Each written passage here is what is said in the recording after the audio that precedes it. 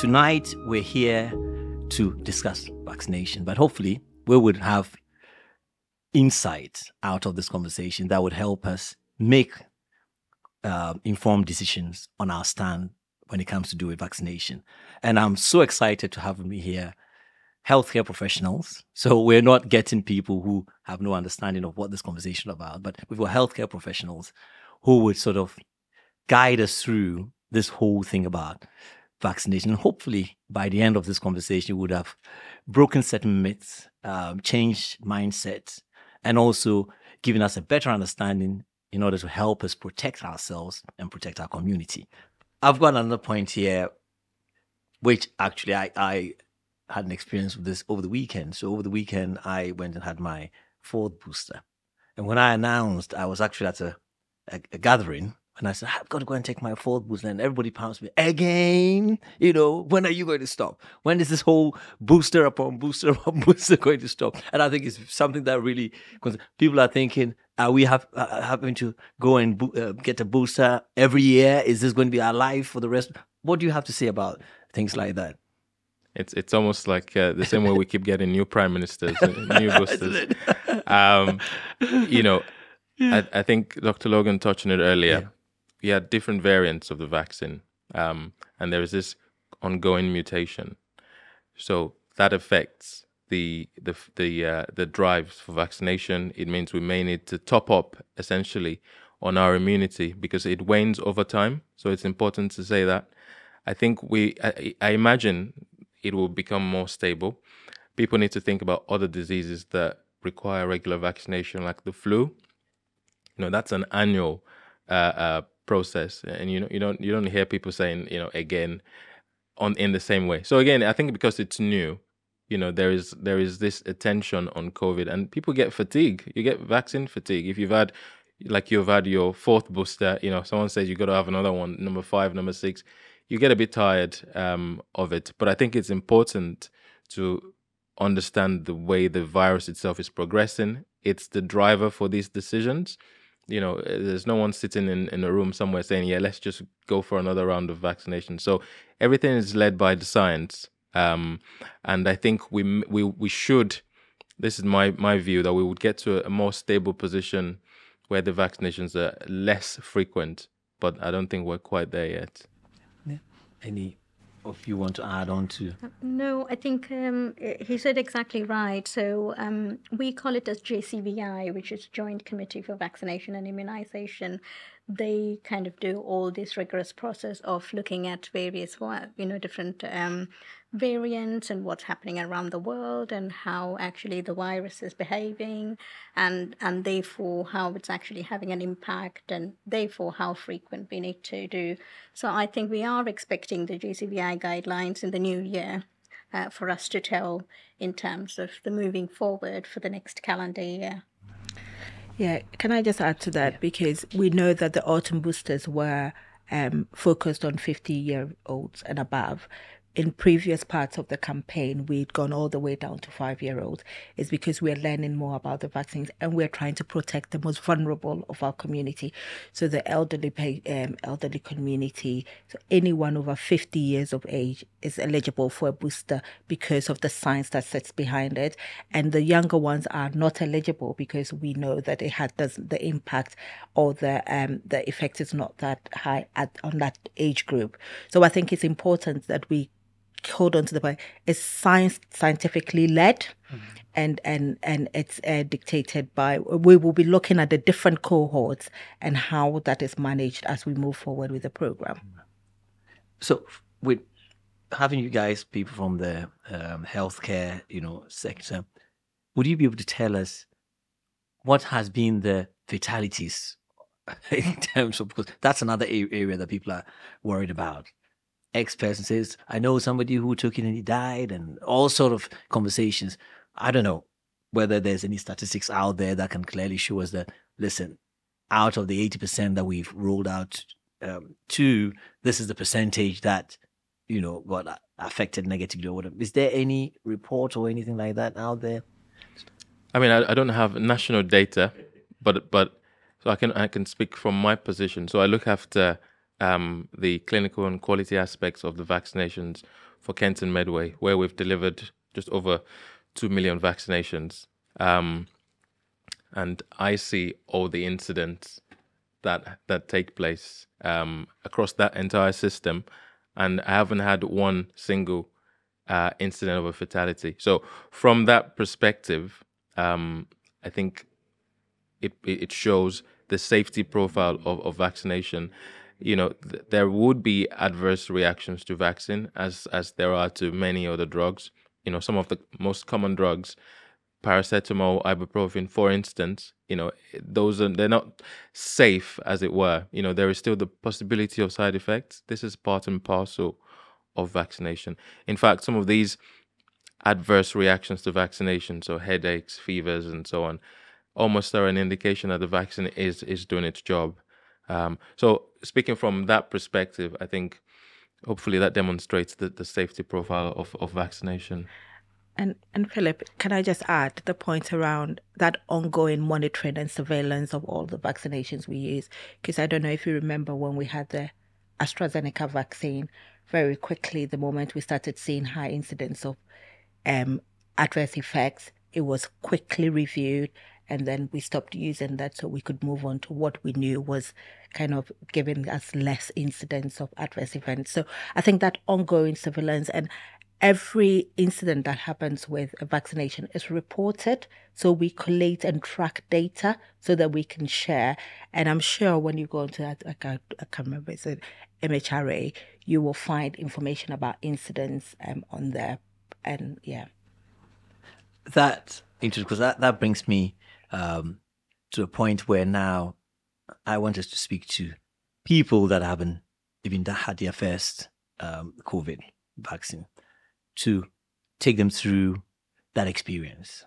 So I don't know if any of you can take us through, what's the process? How do they feel when they take it? Some people are saying, you're going to feel fever. I mean, there's so many different information about as to when you take it, and some people who even like their little alcohol will say, oh, when you take, you can't even drink for, a week and all that. There's so many different conversations out there. Would you want to take us through that experience?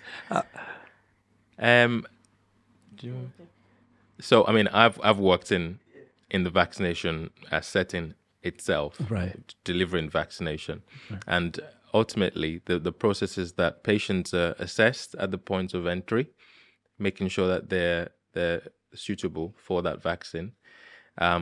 This is done by a clinician who takes them through the safety profile. So it's not a case of just standing up and someone sticks something in your arm.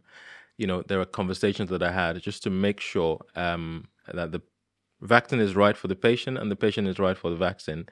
In terms of the aftermath of vaccination, it is the most common side effects are soreness, so sore arm, because the vaccine is injected into the muscle. So even if you think about a muscle that's strained, you will get some soreness from it naturally. And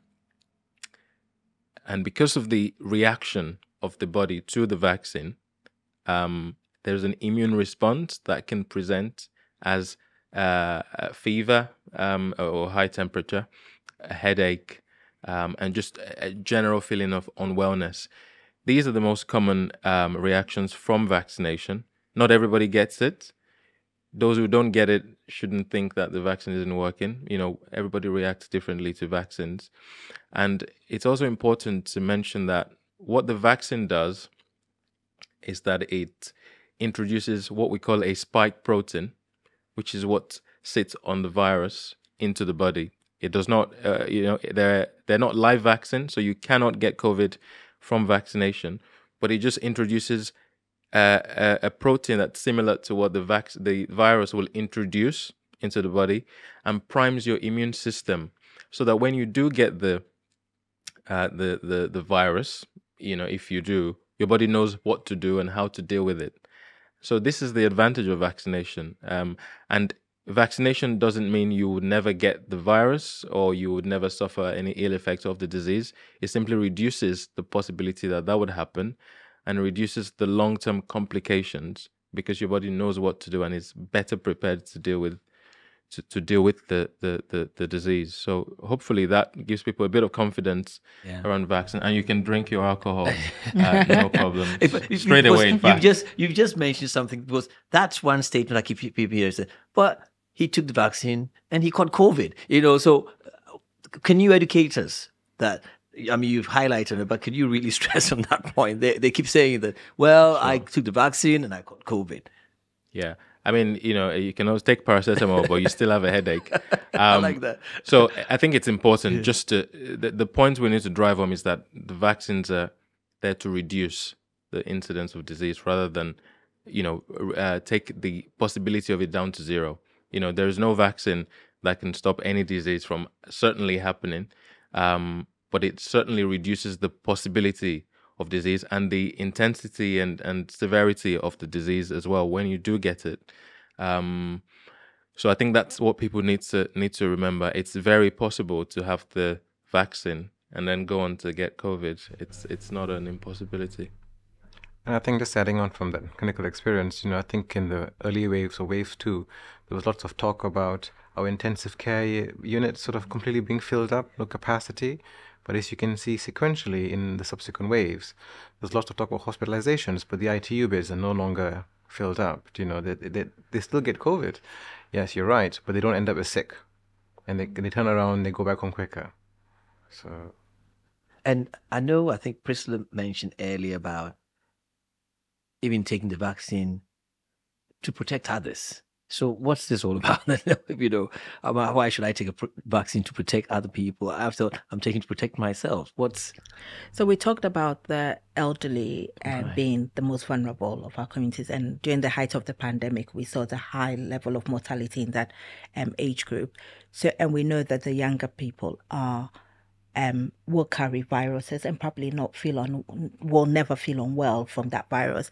And therefore, seeing their elderly parents, families can easily transmit, which could impact on those individuals. So I think the message is have your vaccine to protect yourself and your loved ones, which is important because your elderly parents or your grandparents might be at risk without you knowing, and then you pass it on. And I think that was a message that must have been, was it last Christmas, and still holds now, this Christmas period.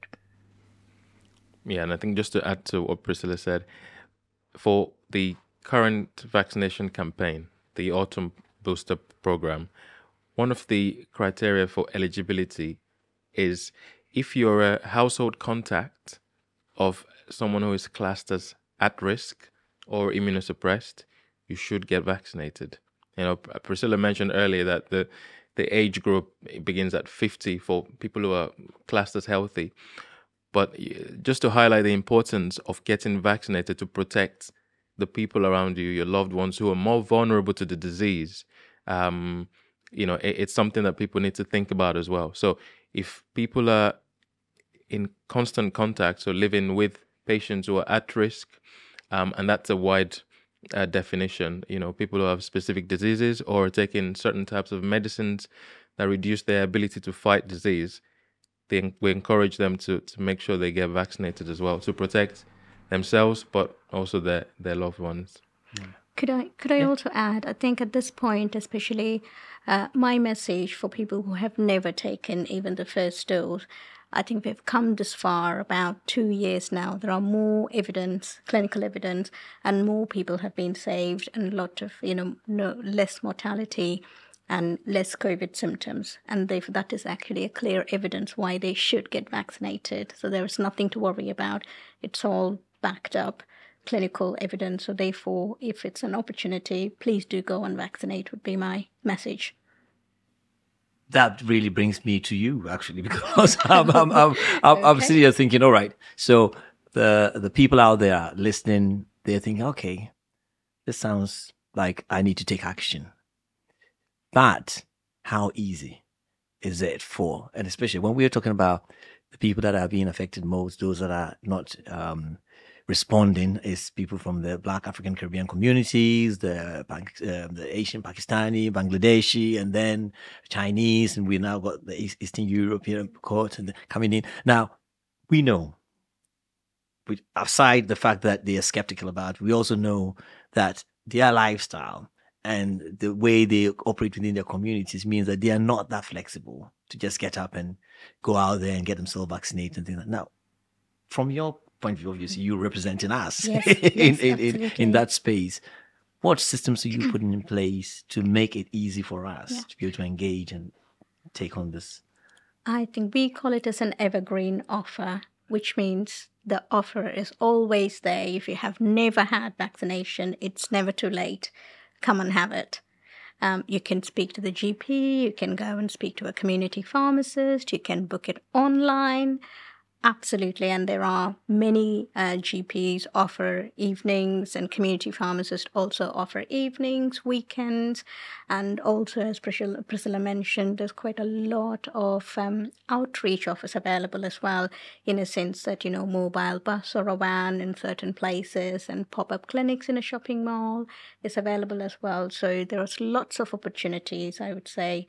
So they can pick from all of these opportunities. Please go and get vaccinated. We're not seeing those big tents that sort of became the sort of landmark or locations where we all kind of recognize that this is where you go for your COVID vaccine or stuff like that. So you're talking about buses and vans. How are you promoting this to the people in the community to be aware? So we're using radio, kind of advertising through billboards, through our GP practices, and also making sure that on the national booking system online you can book, and when you go online you can find the nearest walk-in service.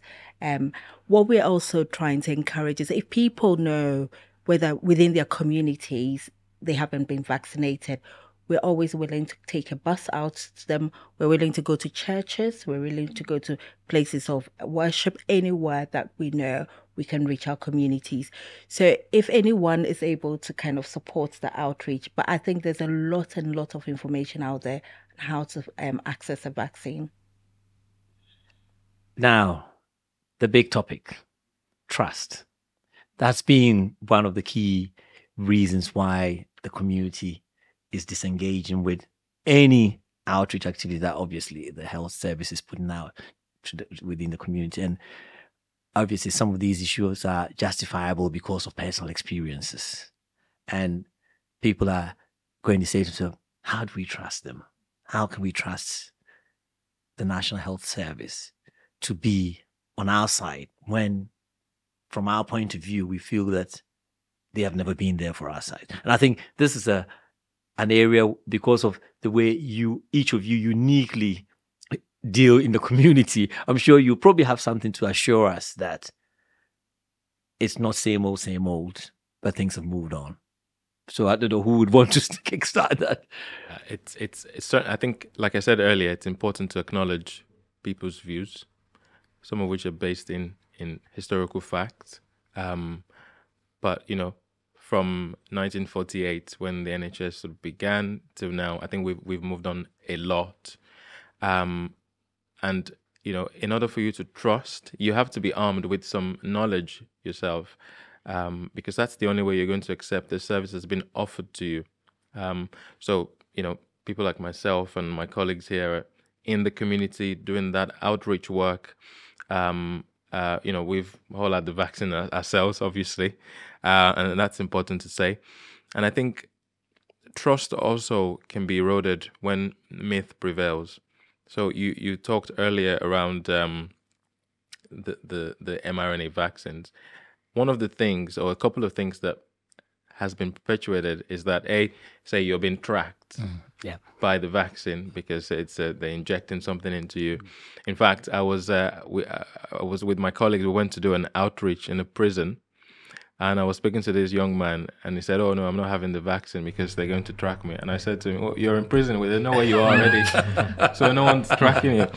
But it's important to add that these are not based in any fact. The other thing that people say is that the vaccine will change your DNA and so on. And I think that comes from the fact that the vaccines are called mRNA vaccines, and then 2 + 2 becomes 10.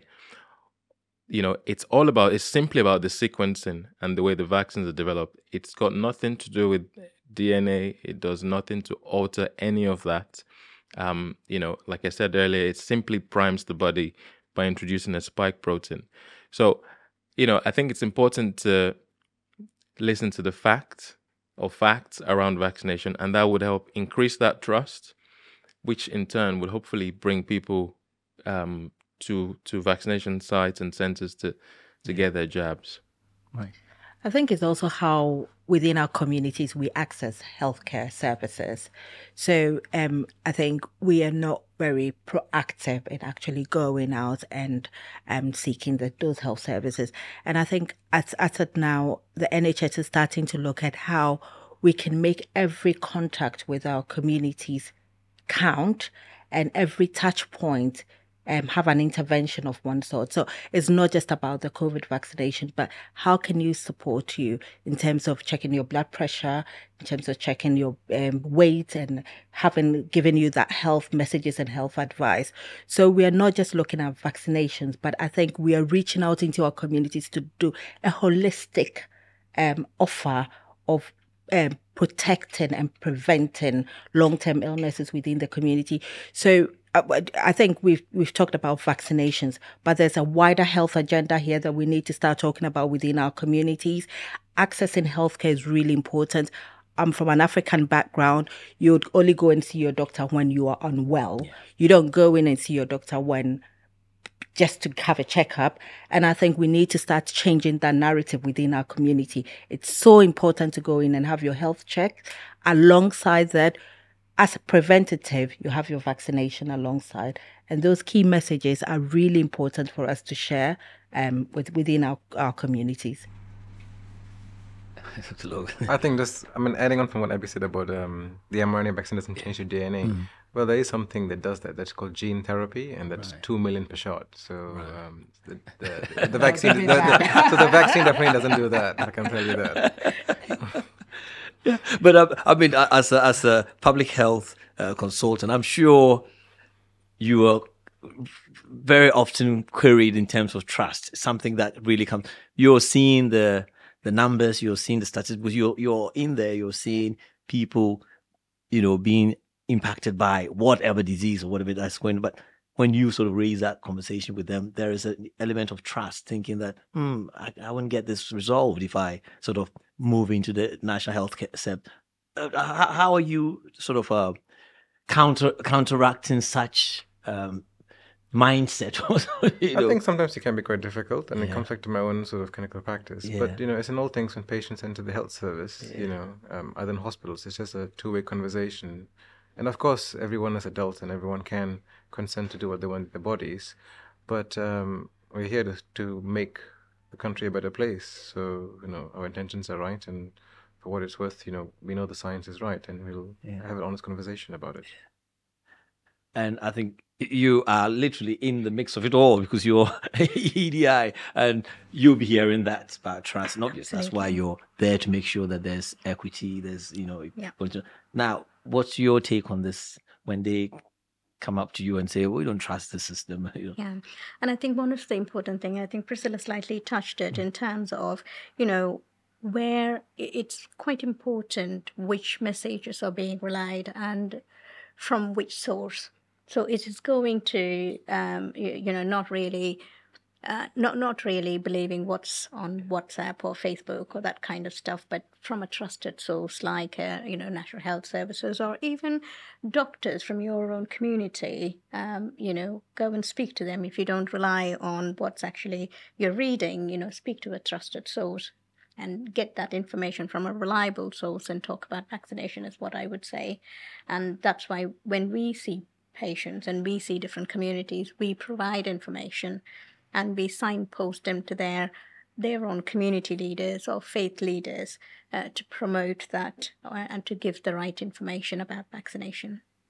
Now, this is so important, because what I'm seeing, and that's why we decided that we want to have a panel that's as diverse as this, because people in our communities don't tend to see a representation of them when it comes to these conversations. So they feel like they are piggybanking on somebody else's conversation, and that even then erodes on the trust, because to have people that reflect them from different backgrounds on a panel like this speaking to this community sort of would draw them closer to saying, actually, So we've got Black, Asian, you name it, healthcare professionals who are as committed to this whole program, than any other one. And I think that's why we feel that this sort of conversation needs to be had more than of, and also having more ambassadors from within you're the healthcare professionals really going out there and speaking to the community, because most of these people would, like you mentioned, will go to their community leaders.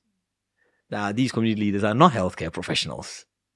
They may be spiritual leaders, or they may be, whatnot, which they have, their good experience in their own right. But I'm not sure whether they are capable and qualified to have these sort of conversations. So what are you guys? If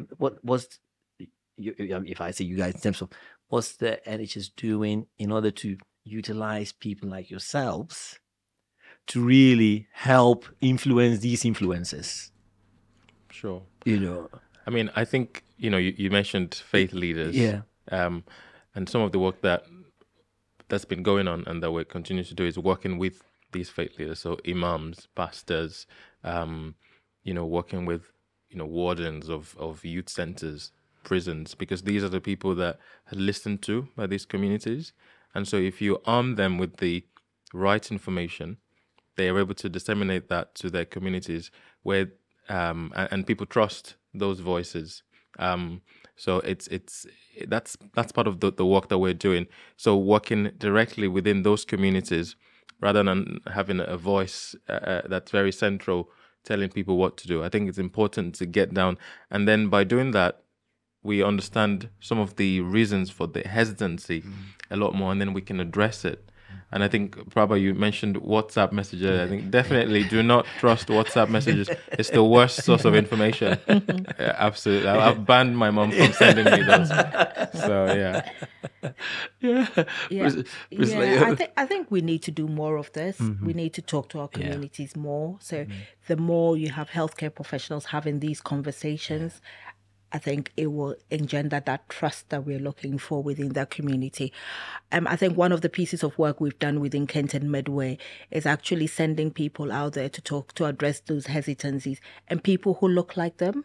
So we have invested in Black and ethnic minority champions to go out and speak to our communities, because I think there's something about having that personal conversation, feeling that person understands you and understands your culture and your background and is able to answer some of those questions. So we are investing in it, and the NHS is very supportive of that. We have worked with different groups. Dr. Logan talked about champions during the testing program, and it's the similar approach we're using with the vaccination program as well, so that when they are discussing the issues, there are things that are quite pertinent to the Black and ethnic minority communities, which are very different from our other communities. So we recognize that and we address those when we're out there. Dr. Logan, do you want to add on? No, I think my colleagues have summed it up nicely. Yeah. Okay. So I would want us to sort of wrap up, but I think it would be important for each one of you, because you represent a community, you represent a group, to really speak your heart out to these people that are watching us today and encourage them, especially this season where we're all coming together as people to celebrate each other and move into this new year and this new age. Let's encourage those that are watching about getting themselves boosted. I don't know, what can we share something with them? Let's encourage. I mean, so I think I'm gonna approach this from a very personal, and I hope that's okay, because I think we've spoken about the science quite a bit, and I personally know of someone who is in the Black community, a very young, fit person who hadn't had any vaccines or vaccinations as far as COVID was concerned. And unfortunately, and I'm talking someone who's fit, athletic, full of life, unfortunately contracted the virus, and is currently a complete shadow of the person he was, because now he's got long COVID. So his health condition has debilitated significantly, and he has become unrecognizable. You would not believe that this is the same person from 6 months ago. And I'm not saying that scare anyone. It's just the reality, and it's what I've seen personally. So I would urge people to continue to inform themselves. There is no compulsion. It's a personal decision. But I think, people need to arm themselves with the right information and then go from there. And so I would definitely urge people to listen to this, and if they're not convinced, consult veritable sources, speak to their communities and clinicians within that community.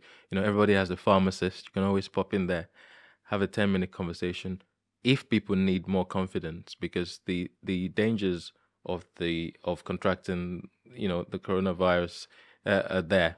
And I would like to urge people to definitely explore the possibility of vaccination. Thank you very much, Abby. I think that's really helpful to share that, because I know people talk about, and I don't know anyone who's ever had COVID, and all of this thing around vaccination is a myth. But when you work on the front line, or people who work on the front line, you have stories to tell, which our colleagues have shared some of that, and Abby's told his personal story. For me, I just want to emphasize the fact that access to the vaccine it's not a barrier. There are various ways you can access the vaccine. We are going right from those who haven't had a first dose all the way through to the fourth booster. And so if people want to come forward, we haven't heard this and haven't kind of explored some of the science and evidence behind it, the offer is always there. So from my point of view, Abby's just said it's real. And so people need to understand that, and the offer will always be there for them to come forward. Thanks. Logan? I think from my perspective, as I mentioned before, I'm sure none of you want to see me this Christmas. So get all your vaccines, not just the COVID vaccine, because it'll keep you safe and at home. Yeah. Forever. Thank you, Philip. I think from my perspective, I'll put my equalities hat on. And when I see the gap, it always breaks my heart, because I'm one among, I'm from ethnic minority background, and it's a little bit of frustration, a little bit of anger, and equally a bit of competition as well. Why our uptake rate is not as our white British? Why are we not looking after ourselves? Why are we leaving it at the last moment to get illness? So therefore, I would say prioritize yourself, prioritize your family, prioritize your friends, and go get your vaccination. Wow. So thank you all so much, Abby, Priscilla, Dr. Logan, Prabha. Thank you for joining us in this conversation. And like you've all heard, if you want to give any gift this Christmas or this season, then make it a gift of protection. And I think we all know now that it's so easy to access the vaccines. There's so much information, genuine information on genuine platforms. I think probably we'll share on the screen. It will be showing on the screen shortly, that link that you can access so that you can find out genuine information and how to also book yourself to get yourself vaccinated, how to find your eligibility and all that. But more important, I'd like to encourage us, members of our community, to really go out there and get yourself vaccinated. And on top, if you're also eligible for the flu vaccine, add that on top as well. You're getting 2 for 1. So yes, this is so important. It's so important in the conversation. Like you've all heard here, we really need to protect our community if we want to thrive. We need to look after our health if we want to thrive as a community. And nobody's too young and nobody's too old. So if you're young and you're fit and energetic, think of your older brother, your father, your grandparents, and the people that are ahead of you, and think about protecting them. So let's all take this effort and encourage one another to take this vaccine seriously. And not only just the COVID vaccine, let's look after our health, and ensure that any vaccine that's set out there to help protect us and give us that well-being, we go for it as much as we possibly can. So thank you all very much. And thank you guys for watching this special episode. Don't forget to subscribe and like and share. And we'd love to hear your feedback. If there's any point that we raise here that is not very clear for you, just send us a note at the bottom of the screen. Send us your comment and let's hear from you. We want this conversation to continue. We want to be able to engage with yourselves and your communities. So together we can thrive. So remember, this Christmas, make your gift a gift of protection. Thank you and goodbye.